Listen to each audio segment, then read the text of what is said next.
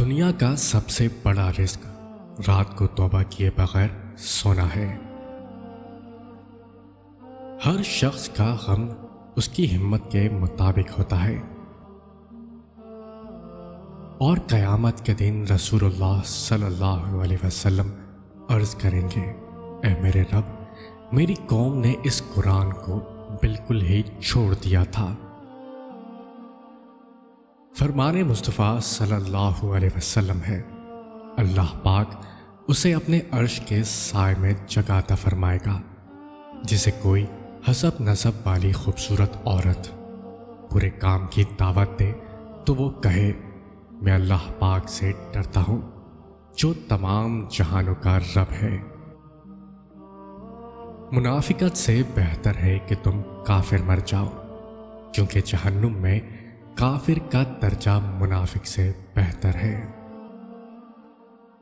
رسول اللہ صلی اللہ علیہ وسلم نے ارشاد فرمایا، اللہ تعالیٰ جب کسی بندے کو ہلاک کرنا چاہتا ہے تو اس سے شرم و حیا کو نکال دیتا ہے، پھر جب حیا اٹھ جاتی ہے تو اللہ کے قہر میں گرفتار ہو جاتا ہے۔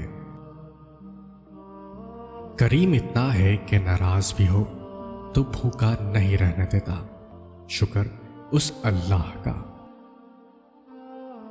فرمان مصطفیٰ صلی اللہ علیہ وسلم ہے، سچ بولا کرو اگرچہ تمہیں اس میں ہلاکت نظر آئے، کیونکہ اسی میں نجات ہے۔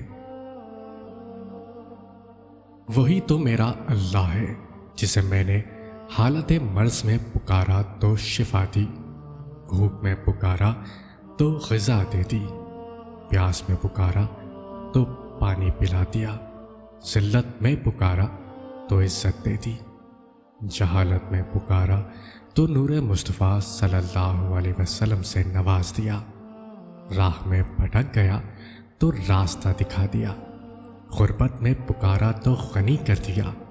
اے اللہ، تو معاف کرنے والا اور معافی کو پسند کرنے والا ہے، ہم سب کو معاف فرما اور ہم سب کو بخش دے۔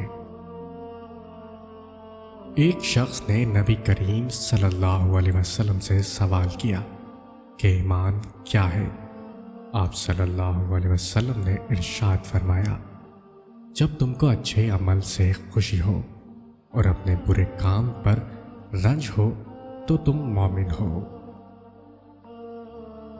صبح کی نیند انسان کے ارادوں کو کمزور کر دیتی ہے، منزلوں کو حاصل کرنے والے کبھی دیر تک سویا نہیں کرتے۔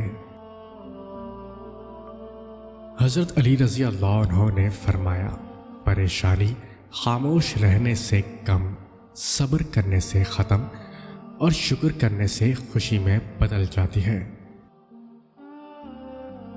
حضرت ابو ہریرہ رضی اللہ عنہ کہتے ہیں کہ رسول اللہ صلی اللہ علیہ وسلم نے فرمایا کہ اللہ تعالیٰ فرماتا ہے کہ جب میں کسی مومن بندے کی محبوب چیز اس دنیا سے اٹھا لیتا ہوں، پھر وہ ثواب کی نیت سے صبر کرے تو اس کا بدلہ جنت ہی ہے۔